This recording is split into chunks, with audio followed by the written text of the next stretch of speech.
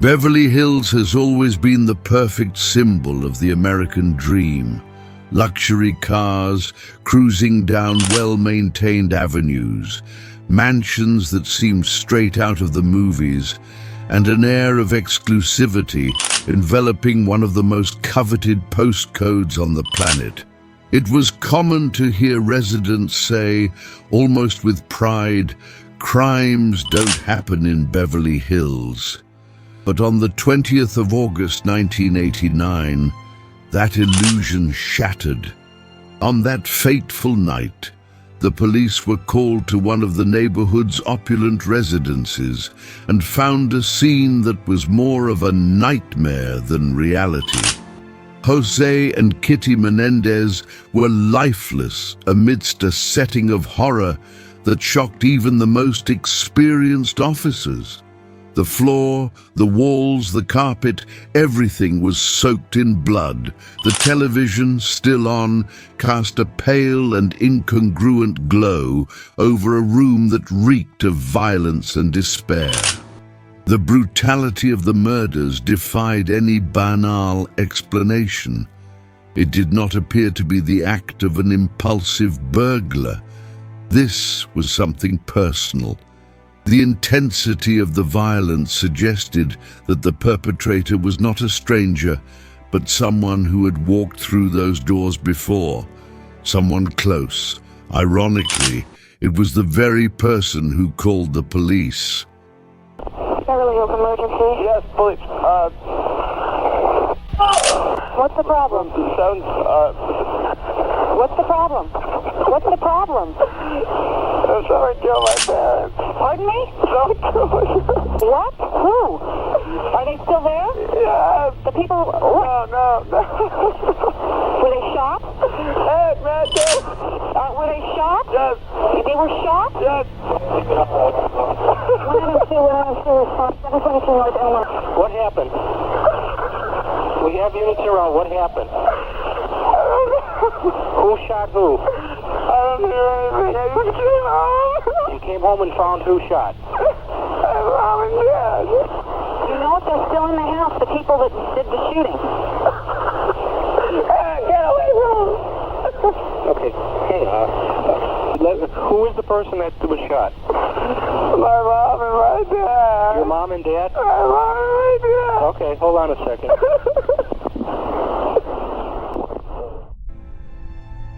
These confused and fragmented words were captured in the 911 call. Minutes later, the first police vehicle arrived at the mansion located at 722 Norfolk Drive, Beverly Hills.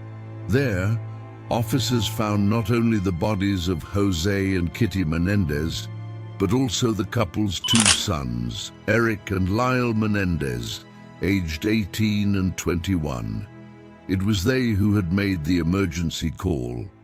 Upon arrival, the police ordered the brothers to leave the house immediately. In a state of panic, the two complied. Erik, trembling, went straight to the garden and stopped beside a tree. He clung to the trunk tightly and, in a desperate act, began to bang his head against the wood until an officer had to intervene and restrain him. Lyle appeared equally distraught, but managed to maintain a bit more composure, crying as he attempted to answer the officer's questions. Even in Beverly Hills, where violence seemed like a distant concern, the police were trained to assess emotional reactions at crime scenes. Knowing how to differentiate genuine shock from forced performance was part of their training. In the case of the Menendez brothers, there was no doubt they were in shock, but perhaps not for the reasons they wanted to portray. It was past midnight when the police finally entered the luxurious residence. The interior of the house, usually immaculate, was unrecognizable. Clothes strewn across the floor, furniture out of place, and broken objects indicated a chaotic scene. However, It was the bluish light of the TV in the living room that drew the officers' attention. There, before them, lay the scene of a brutal crime that would be etched in memory forever. Sitting on the sofa, in a position disturbingly ordinary, was the body of José Menendez. He had been shot 6 times, the shots fired from what would later be confirmed as a shotgun. Fragments of lead scattered throughout the room, piercing furniture, walls, and even the ceiling. The autopsy revealed that the fatal blow was a point-blank shot to the back of his head. It was an unrelenting end for a man who, until that day, was seen as the epitome of success. A few meters away, Kitty Menendez's body was found on the floor. She had been shot 10 times, an attack so merciless that it left her no chance of survival. The violence inflicted upon Kitty was so extreme that the area around her was drenched in blood, a stark depiction of her demise before rescuers could even arrive. The brutality of the scene left no doubt.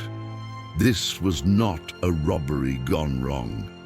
It was something far darker, something personal, something marked by deep, uncontrollable rage. As soon as the officers arrived, they began speaking with Erik and Lyle Menendez, who were still visibly shaken. They told a simple story. They had gone to the cinema that night, and upon returning, they discovered the horrific scene, their parents brutally murdered. The brothers' fragility and apparent shock made them, at first glance, unlikely suspects. In a typical situation, individuals found at a crime scene are thoroughly questioned and often subjected to immediate forensic testing. In the Menendez case, this did not happen. A crucial detail was overlooked: the gunshot residue test. When someone fires a weapon, microscopic particles of gunpowder cling to the shooter's skin and clothing. This test, if conducted that night, could have uncovered the truth much sooner.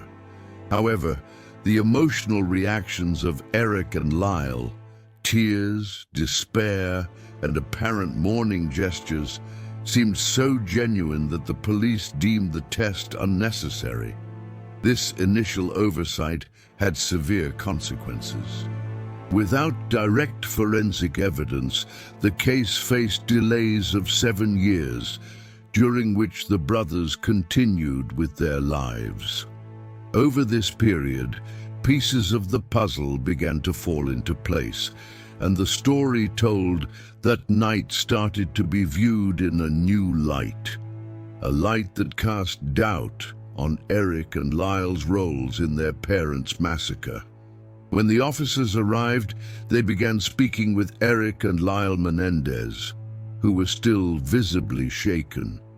They recounted a simple story. They had gone to the cinema that evening and upon returning stumbled upon the horrific scene, their parents brutally murdered.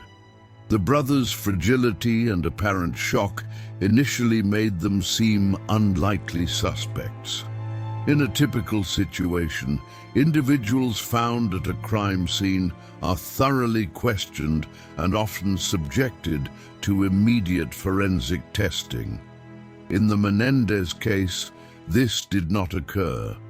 A crucial detail was overlooked: the gunshot residue test. When someone fires a weapon, microscopic particles of gunpowder cling to the shooter's skin and clothing. This test, if conducted that night, could have uncovered the truth much sooner. However, the emotional reactions of Erik and Lyle, tears, despair, and apparent mourning gestures, seemed so genuine that the police deemed the test unnecessary. This initial oversight had severe consequences. Without direct forensic evidence, the case faced delays of 7 years, during which the brothers continued with their lives. Over this period, pieces of the puzzle began to fall into place, and the story told that night started to be viewed in a new light, a light that cast doubt on Erik and Lyle's roles in their parents' massacre. With no other solid leads, the investigation eventually began to focus on those who should always have been under scrutiny. The people closest to the victims, whose footprints and fingerprints would naturally be scattered throughout the house. While the traces of gunpowder had long since vanished, the bloodstains, both physical and symbolic, remained. José Enrique Menendez was born on 6 May 1944 in Havana, Cuba. A child of a traditional family, his life was profoundly shaped by the Cuban Revolution. At just 16 years old, he left everything behind and migrated to the United States in search of a fresh start. Determined to succeed, José attended the University of Illinois, where he met Mary Louise Anderson, a determined young woman affectionately known as Kitty. The two married in 1963, and their journey as a couple was marked by ambition and a desire to build a bright future. In 1968, they moved to New York, where they began to raise their family. The birth of their first son, Joseph Lyle, soon followed. Lyle, as he preferred to be called, embodied the archetypal eldest child, charismatic, confident, and intelligent. Kitty, who had been working as a teacher, decided to leave her profession to devote herself to motherhood. Shortly thereafter, in 1970, their second son, Erik, arrived, bringing even more energy to the Menendez household. To provide their children with a privileged upbringing, José and Kitty relocated to New Jersey, settling in Hell Township. There, the boys attended the prestigious Princeton Day School, receiving an education that reflected their parents' high standards for them. José and Kitty's story was one of hard work and success, but as investigators would soon discover, even the most perfect families are not immune to the darkest of secrets. José Menendez was a successful executive in the film industry, a man who seemed destined to thrive. Throughout his career, he climbed the corporate ladder step by step, building a reputation for determination and skill. The pinnacle of his journey came in 1986, when he finally achieved what many would call the American dream, providing his family with a life of luxury and comfort. It was that year that the Menendez family moved to Beverly Hills, the epicenter of glamour and opulence. For Erik and Lyle, the move represented an opportunity to grow up surrounded by a financial security that most can only imagine. With a family fortune estimated at $14 million, money was never an issue. In fact, it was the solution to almost everything. José encouraged his sons to pursue their own dreams, but always under a standard of excellence. Tennis became a passion encouraged by their father, and both brothers immersed themselves in the sport. Erik, more dedicated, earned a prominent place in the national rankings for his age, displaying a discipline and skill that drew attention. Lyle, on the other hand, seemed more interested in following in his father's footsteps in the corporate world, demonstrating ambition and a strategic mindset reminiscent of his father's own traits. The family's financial success and the luxurious lifestyle they led were admirable to outsiders. However, as events unfolded, this wealth would become a pivotal piece of the puzzle, revealing motives and secrets hidden beneath the Menendez family's facade of perfection. After the murders, Erik and Lyle Menendez quickly gained access to the vast inheritance left by their parents.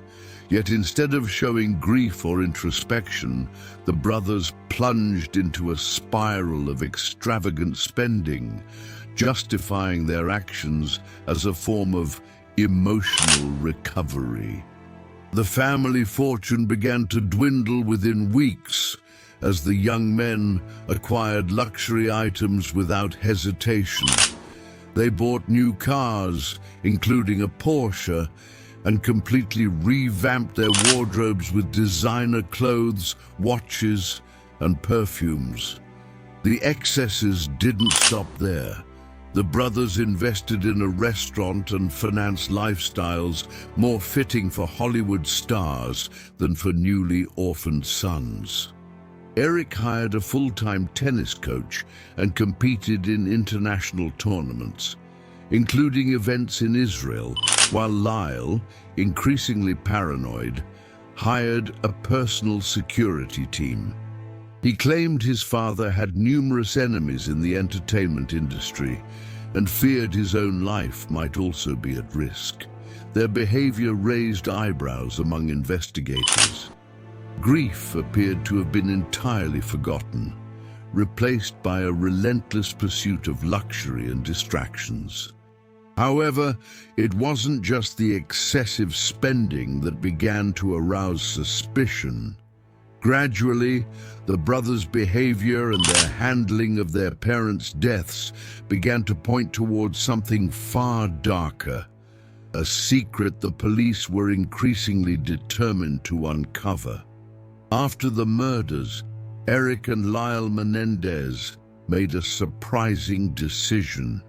They continued living in the same mansion where their parents had been brutally murdered. For two young men who, on the night of the crime, seemed devastated by shock and horror, this choice was peculiar to say the least. The house, the setting of such a violent and harrowing crime, should have served as a constant reminder of the tragedy they had witnessed.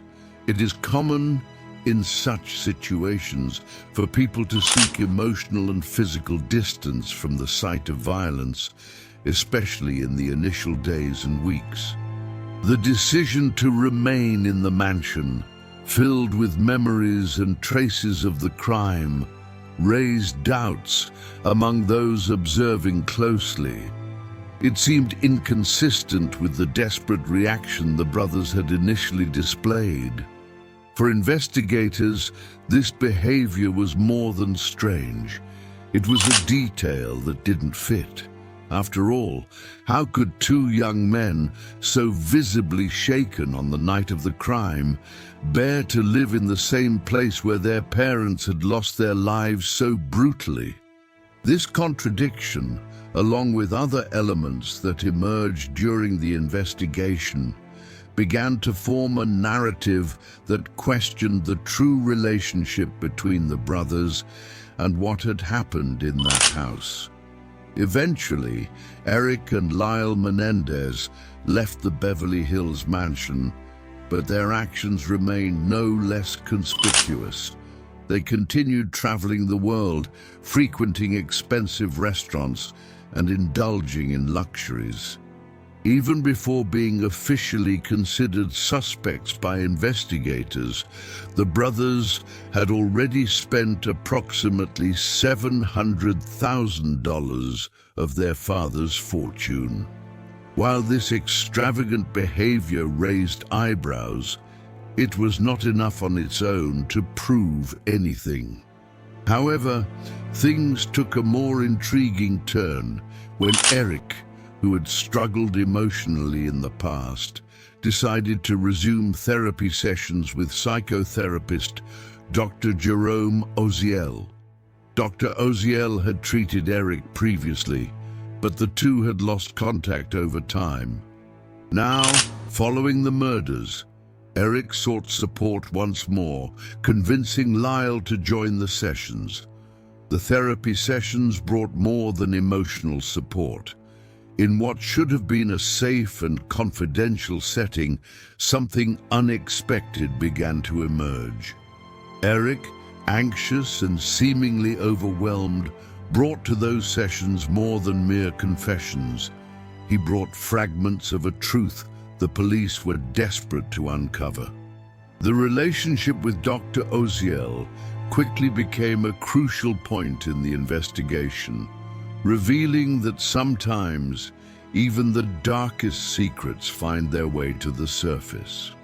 In 1990, the investigation took an unexpected turn thanks to an unlikely source. Judalon Smith, the mistress of psychotherapist Dr. Jerome Oziel.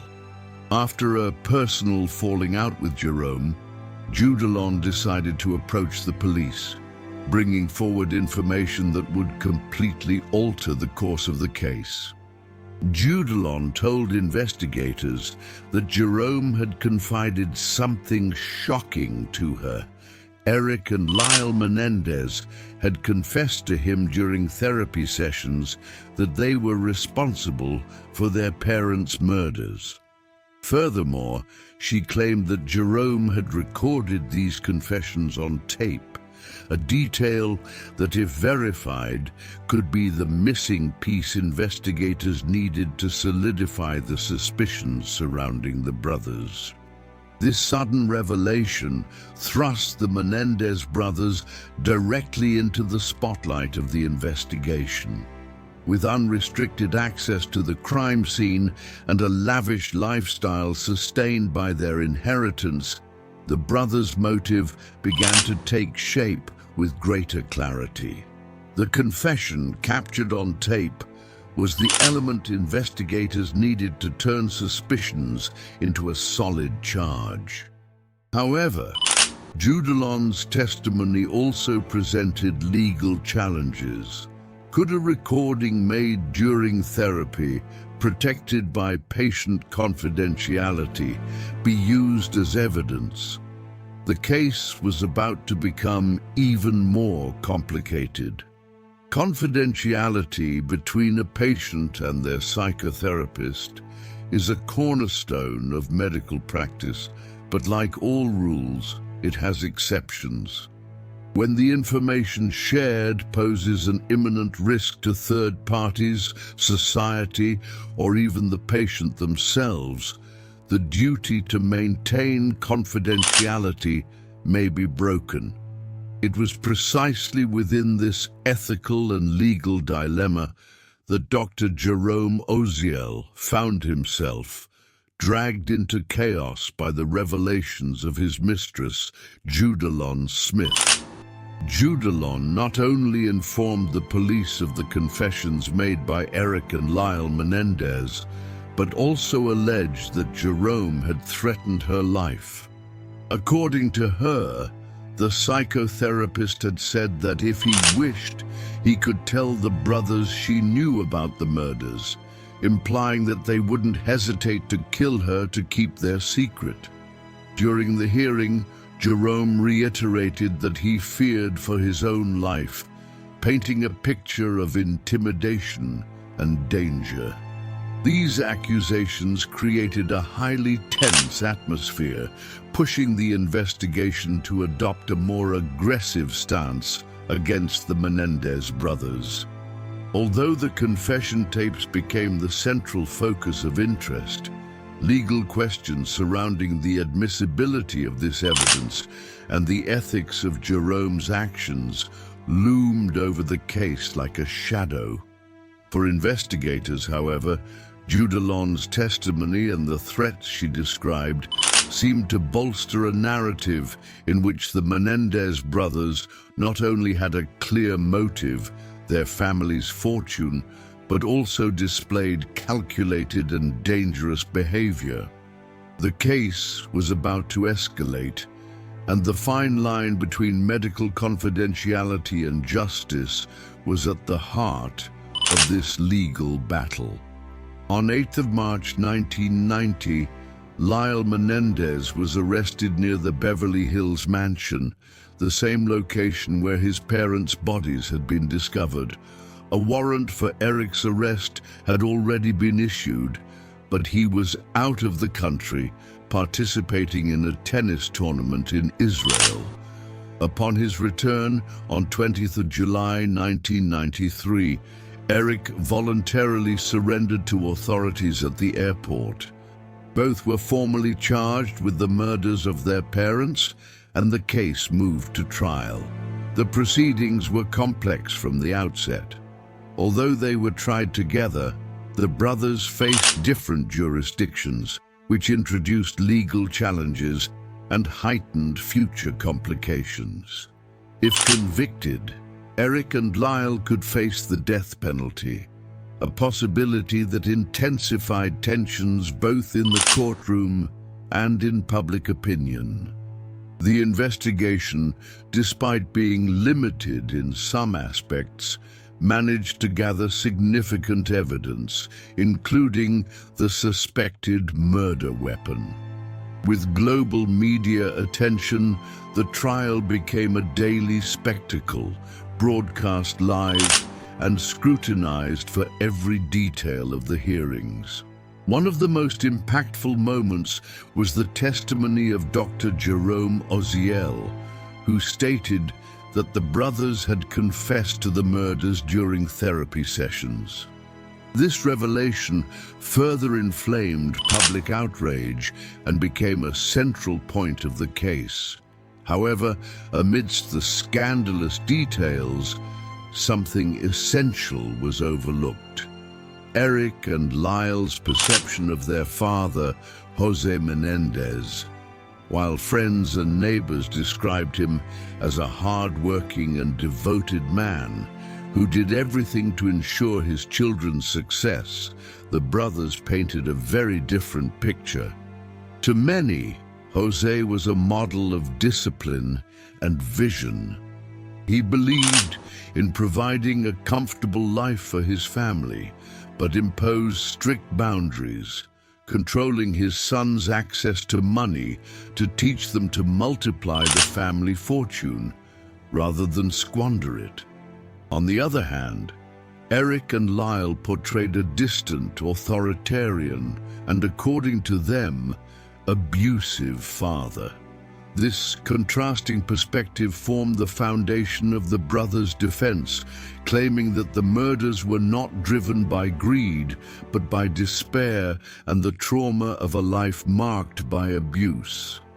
This battle of narratives between the exemplary father and the abusive tyrant became the heart of the case, leaving both the jury and the public torn between empathy and condemnation.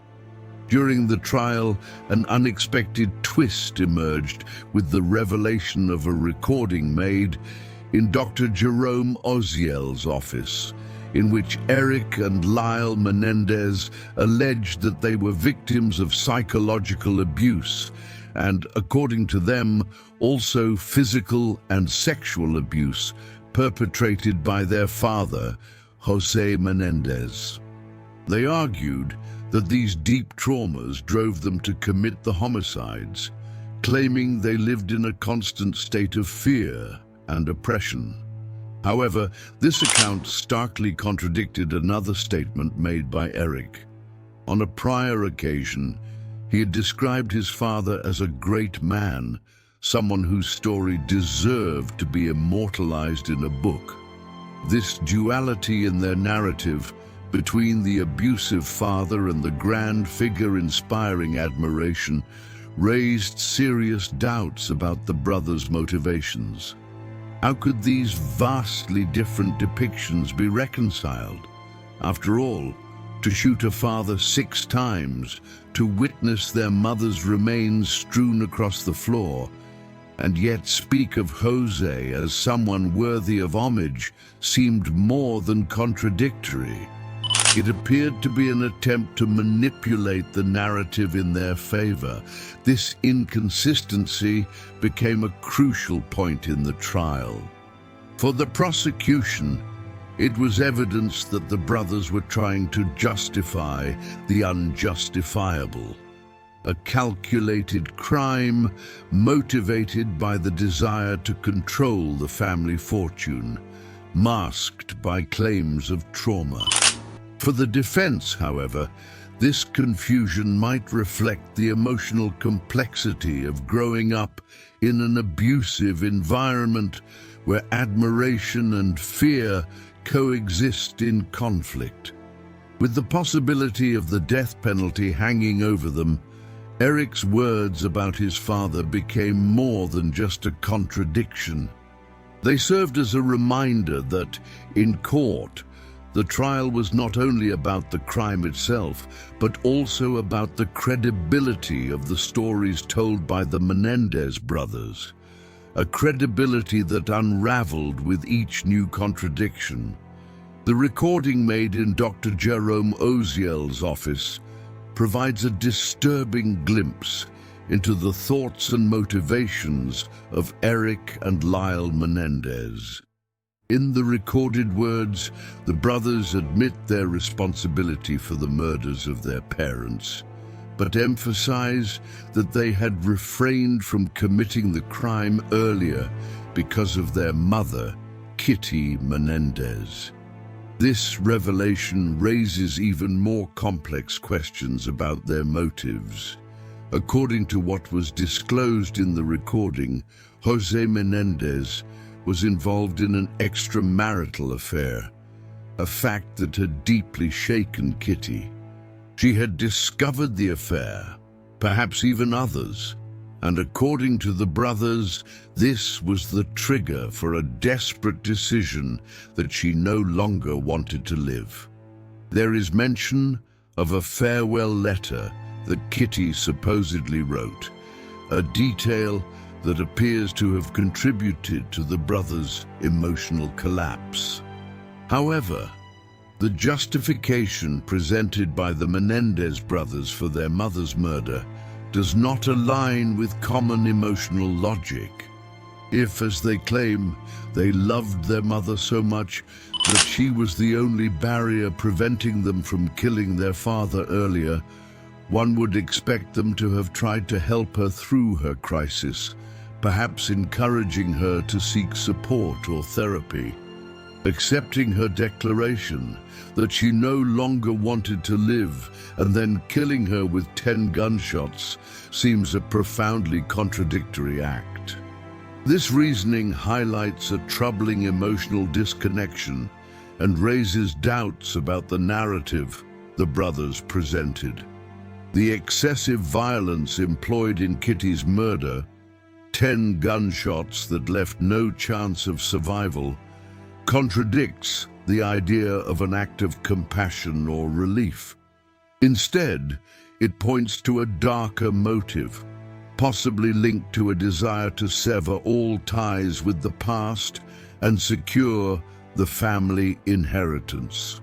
During the trial, this inconsistency was exploited by the prosecution as further evidence that the brothers were manipulating the circumstances to justify the unjustifiable. The narrative that the murders were a response to years of abuse and their mother's emotional collapse did not hold up against the brutality of their actions. Once again, the Menendez brothers' behavior seemed to defy logic, making it harder for the jury to accept their explanations. During the trial, the Menendez brothers presented a narrative that exposed a dark side of their family dynamics. They described their father, José Menendez, as a controlling man with almost impossible expectations, both as a father and as a husband. They alleged that José was unfaithful and that his toxic behavior contributed to Kitty's emotional collapse, driving her to seek refuge in alcohol, medication, and possibly drugs. However, what shocked most were Erik's allegations of sexual abuse at the hands of his father. He detailed profoundly traumatic experiences, describing how, after sports practices, José would begin with touches and conversations that quickly escalated into acts of explicit sexual abuse. The severity of these allegations was compounded by claims that, when Erik tried to confide in his mother about what was happening, she dismissed his fears, treating them as exaggerations and suggesting he should simply accept his father's punishments. These statements added an emotional complexity to the case, while the defense used them to argue that the brothers acted out of desperation, unable to escape the cycle of abuse. The prosecution viewed them as an attempt to manipulate the court. After all, at the time of the murders, Erik and Lyle were already adults and had the means to leave the home and start lives away from the alleged abusive environment. The moral and legal question that emerged was simple, yet weighty. Did the trauma they claimed to have endured justify the extreme act of killing their parents? The defense argued that even outside the home, the psychological impact of years of abuse was inescapable and shaped their decisions. The prosecution, however, pointed out that the brothers were no longer trapped in that situation. They had choices and opted for a violent, calculated path. The complexity of the Menendez case goes beyond the horror of the crime. It forces us to confront questions about the extent to which trauma can justify extreme actions and how the legal system should address cases where a history of abuse collides with brutal acts of revenge and self-preservation. For Erik and Lyle, grappling with these traumatic memories would indeed become a lifelong burden, whether behind bars or outside them. The allegations and events surrounding the Menendez case are as disturbing as they are contradictory, plunging the trial into a web of doubts and shocking revelations. Between accusations of abuse, bizarre items found in the brothers' rooms, such as a jar containing what appeared to be human feces, and their actions after the murders, the case raised questions that did not always have clear answers.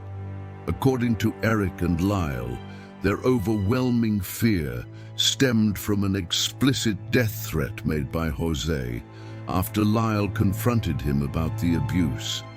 They claimed that following this confrontation, they feared their father might kill them to keep his secret buried. It was at this point, they said, that the plan to kill their parents began to take shape. On the night they felt threatened, the brothers purchased weapons and ammunition, with Lyle taking the lead and convincing Erik that they needed to act to ensure their safety. However, the accounts presented during the trial had significant gaps. Erik claimed that their mother, Kitty, was complicit with their father, operating as a team against the brothers. This claim contradicted other moments in their testimony where the brothers suggested that Kitty was a victim of José's toxicity and had even prevented them from killing him on a prior occasion. This inconsistency raised doubts about the credibility of their statements. The investigation unearthed more intriguing points. The family computer was analyzed, but it was discovered that the hard drive had been wiped. Lyle hired a specialist to attempt to recover files, providing keywords such as will, but according to the professional, the recovery was unsuccessful, and Lyle allegedly remarked that this was precisely the objective. Another critical moment involved Donovan Voodoo, a close friend of Lyle. In a recording, Donovan admitted to knowing about the abuse, but when he testified in court, he completely denied having been informed by Lyle about what was happening. When the recording was played in court, he claimed he simply could not remember the conversation.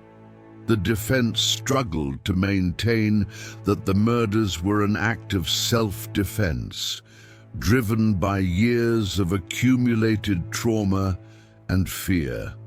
However, the series of contradictions in their accounts, along with their post-crime actions, such as wiping the hard drive, significantly weakened this argument.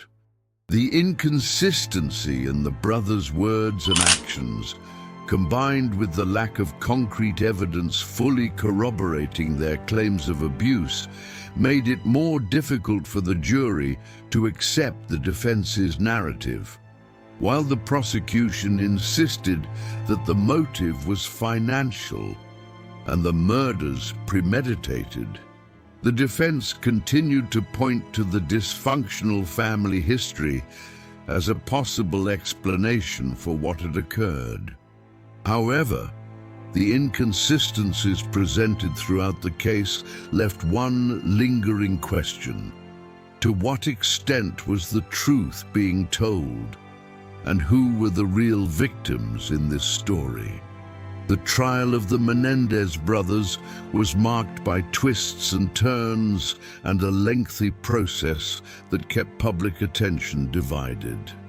On 13th of January 1994, Erik's case reached a deadlock when the jury failed to reach a verdict, forcing a retrial. Just days later, on 25th of January, Lyle's trial faced the same outcome. In both cases, the jury was divided between viewing the brothers as victims of a history of abuse or as premeditated criminals, reflecting a division that persists to this day. Support groups for the brothers remain active on social media, arguing for their freedom and comparing their case to other criminals who have garnered public sympathy, such as Wade Wilson and Alyssa Bustamante. The second trial began in August 1995, this time with a renewed focus on the events of that fateful night, downplaying the allegations of abuse that had dominated the first trial. A key point for the prosecution was the purchase of tickets for a Batman film intended to serve as an alibi for the brothers. The revelation that they never attended the screening turned this action into a clear sign of premeditation, further complicating their defense. According to what was established during the trial, on that night, Erik and Lyle armed themselves with shotguns and entered the mansion while their parents were watching TV in their bedroom. José was the first to be confronted. He was initially shot 5 times, suffering severe wounds to his chest, shoulders, arms, legs, and hands. The final blow came with a shot to the back of his head, marking a brutal execution. The bedroom, the floor, and the brothers themselves were covered in blood. Kitty was then shot 9 times, collapsing onto the floor. Despite her injuries, she was still alive and tried to crawl towards the door. At this point, the brothers realized they had run out of ammunition. They left the house, went to their car, reloaded their weapons, and returned. While Erik showed signs of distress, it was Lyle who took control, delivering the final shot to Kitty's face, ending her life in a cruel manner.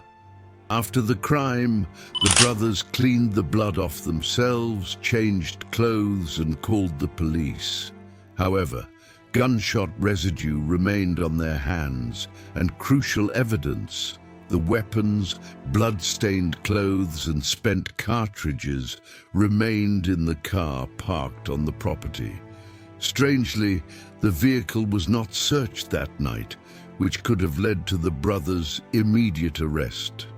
This procedural error, perhaps influenced by their emotional reaction at the crime scene, allowed them to remain free for a longer period. The brutality of the acts, combined with elements of premeditation, made it difficult for the defense to maintain the narrative of self-defense. The retrial cast an even darker light on the case, highlighting the meticulous details of the crime that contradicted the claim of an impulsive act driven by fear. For many, these events solidified the perception of the brothers as premeditated murderers, while others continued to view the case as a desperate cry for justice in an oppressive and abusive family environment.